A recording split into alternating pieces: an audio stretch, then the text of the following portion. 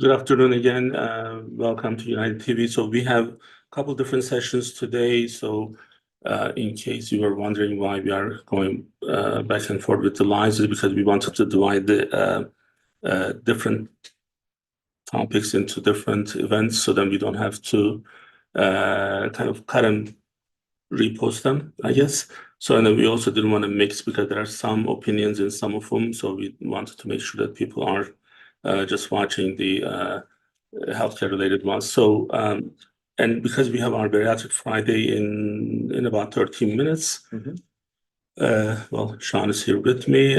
So we are gonna discuss only one topic, and then we'll try to cover that, which we did introduce this last week. Correct, yeah. So what we're going to briefly just get into really quickly is regarding the House Bill 350. So here in Delaware, there's a bill that we have been following, like Kemal mentioned, since last week when it was passed, and just kind of the updates on what's going on in the community, the different reactions and actions of hospitals and other organizations and people in the community. So we do have a little bit of an update here just to keep everybody up to speed. Sure. So the House Bill 350 actually created a lot of anxiety and a lot of feelings there. And then we tried to cover this from our end to make sure that we actually provide objective information for those who are looking for what's right, what's wrong, where we should be on this. And in some cases, we also need to know how hospitals are using our healthcare providers, aka our physicians. So now let's just take a step back and then explain the House Bill 350. So this bill is actually looking into the healthcare expenditure from a different angle, because certain things were inefficient in the state of Delaware. And then they said, well, look, things are not working out. So can we have hospitals to submit yearly budgets, audited financial statements, related financial information? And if hospital fails to meet the state's budget benchmark, so that budget benchmark is important because this all comes from that. So because people think that the hospitals, the state is going out of their way to do certain things, hospitals are failing to meet the with the benchmark, the budget benchmark year after year after year, and then state is now like, okay, look, things are not working out. What are we going to do? Well, let's see if we can actually have maybe another process in place. So this is all about, okay, well, send me your budget, audited financial statements, and then any related financial informations, and we'll review. And if it doesn't meet, then you need to actually submit an improvement plan. So clearly, hospitals don't want to be accountable. So the reason we want to actually bring this up this week and then actually tell everyone something that's actually very disappointing happened is how hospitals are approaching this issue. So the way I haven't seen this in the last 25 years of my professional life, hospitals are, number one, they're the biggest expenditure ticket item in any healthcare. So you can always, use Google or ChatGPT or whatever AI there. Or if you know already about these, you may have some information. So what we see is this incredible amount of expense, and there is no accountability. Now, I sometimes go back and forth with how much hospitals are spending, how much they actually spend on different things. Like we build something and we are spending, let's say, $100 per square foot. Hospitals spending $600 square foot. They don't care because they make that money. So that money is your money, the money that you as the Medicare, Medicaid, any taxpayers, because these are nonprofit institutions and they get benefit from the public. So they are like you go to Christiana Hospital, it's like a 5-star hotel. So you need to get healthcare. You don't need to be pampered for, look at the lobby. It's like 3,000 square feet, and there's this art, and there's this that, and like you need healthcare. Those things are unrelated.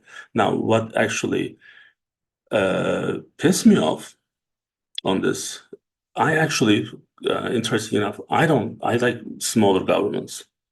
So what makes this really difficult is knowing state doesn't have any other options other than coming up with something like this, because hospitals are not collaborating with the state's budget requirements. So what you see on the video is our ACO, United Medical, our benchmark in 2015. This is for Medicare patients, and these are public data. Our group of 10,000 patients that time was about $8,700 in 2015. Right now, the same group of people there are a little over 11,000 people. Not same patient, but same group of doctors. Patients are coming and going, but I would say 70% of those patients are same. So when you have an increase of 27, 28%, now take this and then go to the next, and then look at how much physicians are getting paid for professional services. We are an RCM company. We are a revenue cycle management company, aka medical billing. That's our core business. We know how much doctors are getting paid. So we are not getting paid more from Medicare, that there's no increase from Medicare to the healthcare professions. So this increase is coming from, the big part is from the hospital expenses. Another big part is coming from the pharmacy and the lab and the other technical stuff. And this is an expense that state is saying that, look, you have to keep this under control. Why do we have this type of an increase in a short amount of time when the physician offices are not getting paid more? Right. Yeah. Where are we spending this money, right? So yeah, I think just like you're saying there, just to kind of summarize, like if the components that you've been using in the initial data pull are the same, and then your end result has now skyrocketed, you're saying 27.5%, like if the components aren't changing at that exact same rate, then how can you explain such an increase in that spending, basically, is what you're saying. exactly. So what was a tipping point for me is I see this email from hospital administration to all employees of this organization, and it's saying that wear your white coat and show up at the state's legislative offices. That was last Thursday. And we have some videos, and these are all employed physicians. They are actually forced to go there. They are not private physicians. We were there to just observe what was happening. Our director of contracting, Anthony Anugu, was there for us. And asking doctors to wear their white coat, in my opinion, is extremely unethical. And I think that should be addressed. This is a nonprofit organization. If it's a fully for-profit organization in private ownership, well, there are certain things that you can you may have a little bit more freedom, but in the nonprofit organization, you are forcing healthcare professionals and then saying that, hey, we'll reschedule your patients. Well, I thought this was all about patient care, and you wanted to actually do better for patients, but for getting being more irresponsible for financial things, you are using your doctors at the expense of rescheduling appointments and then making things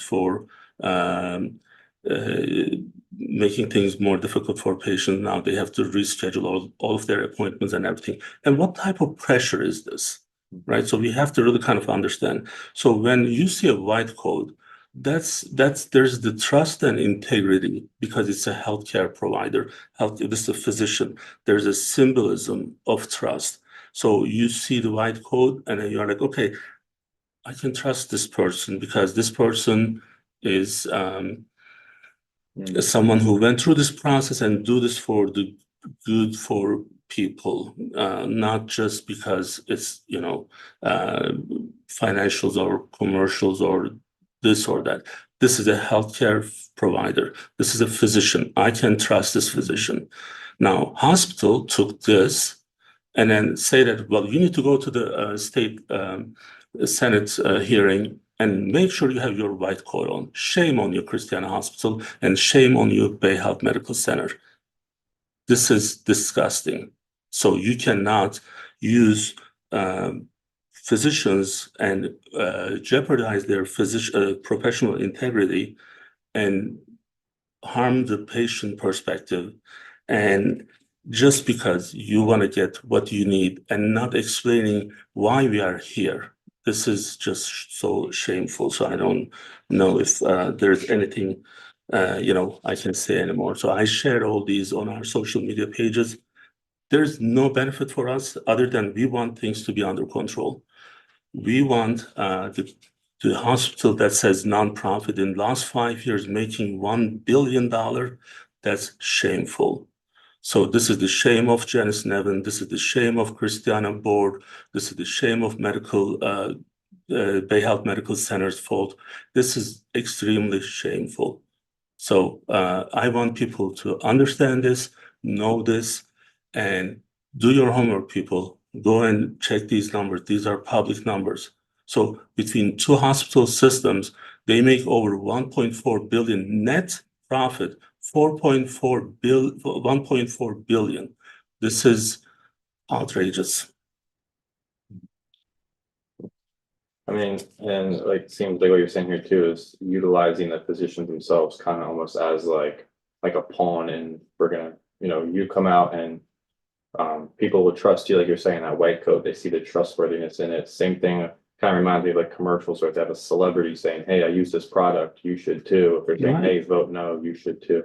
And like you're saying, they're paid to be there. So it's kind of healthcare providers, like these physicians, if you look at the most trusted professions, they're on the top of the list. Mm-hmm. So what's even more shameful, just so that I don't want to sidetrack from this, when it comes to physicians' time in the hospital, mm-hmm. like you see all these profits and everything. So then let's say Christiana Hospital comes up to you, to the physician, and say, hey, you want to be on this credentialing committee?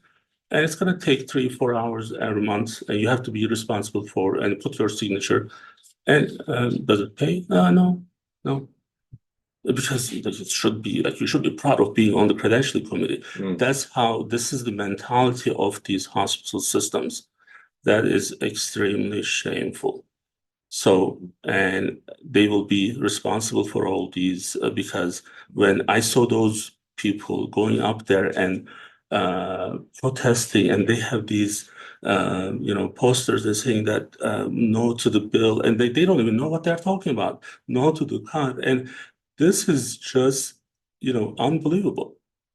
It's we'll see what's going to happen. There are some other things coming up related to this. We'll have more updates. We have next week. We have the Newcastle. Yes, we have two Newcastle County executive candidates joining us. So Marcus Henry and then Karen Hartley.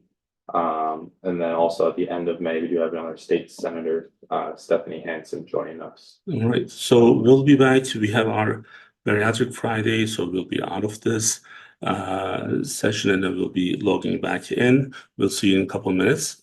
Until then, have a great weekend. We'll see you soon.